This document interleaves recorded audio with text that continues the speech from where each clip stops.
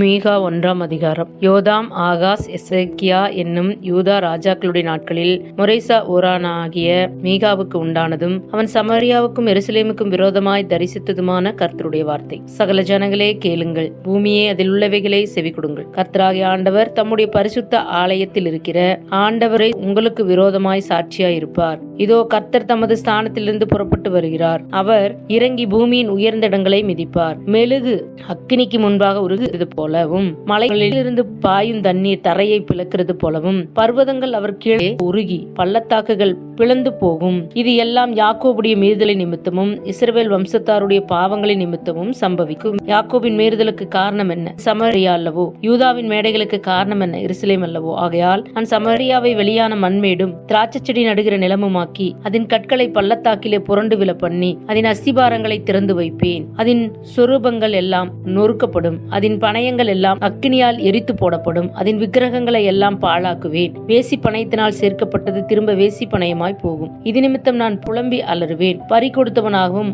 அம்மனமாகவும் நடப்பேன். நான் ஓரிகளைப் போல ஊளையிட்டு ஆந்தைகளைப் போல அலறுவேன். அதன் காயம் ஆறாதது. அது யூதா மட்டும் வந்தது. என் ஜனத்தின் வாசலாகிய எருசலேம் மட்டும் வந்தெட்டினது. அதை காத் பட்டணத்திலே அறிவியாதேயுங்கள், அளவே வேண்டாம். பெத்தாபராவிலே புழுதியில் பொருள். சாப்பீரில் குடியிருக்கிறவளே வெக்கத்துடன் அம்மனமாய் அப்பாலே போ. சாயனானில் குடியிருக்கிறவள் வெளியே வருவதில்லை. பெத்தேசேலின் புலம்பல் உங்களுக்கு அடைக்கலமாயிராது. மாரோத்தில் குடியிருக்கிறவள் நன்மை வரும் என்று எதிர்பார்த்திருந்தாள். ஆனாலும் தீமை கர்த்தரிடத்திலிருந்து எருசலேமின் வாசல் வரைக்கும் வந்தது. லாகீசில் குடியிருக்கிறவளே, வேகமான குதிரைகளை ரதத்திலே பூட்டு. நீயே சியோன் குமாரத்தியின் பாவத்துக்கு காரணி. உன்னிடத்தில் இஸ்ரவேலின் பாதகங்கள் காணப்பட்டது. ஆகையால் மொர்ஷேத்காத்தினிடத்தில் உனக்கு இருக்கிறதை கொடுத்து விடுவாய். அக்சிபின் வீடுகள் இஸ்ரவேலின் ராஜாக்களுக்கு அபத்தமாய் போகும். மரேசாவில் குடியிருக்கிறவளே, உனக்கு இன்னும் ஒரு சுதந்திரவாளியை வரப்பண்ணுவேன். அவன் இஸ்ரவேலின் மகிமையாகிய அதுலா மட்டும் வருவான். உனக்கு அருமையான உன் பிள்ளைகளின் நிமித்தம் நீ உன் தலையை சிரைத்து மொட்டையிட்டுக்கொள். கழுகை போல முழு மொட்டையாயிரு.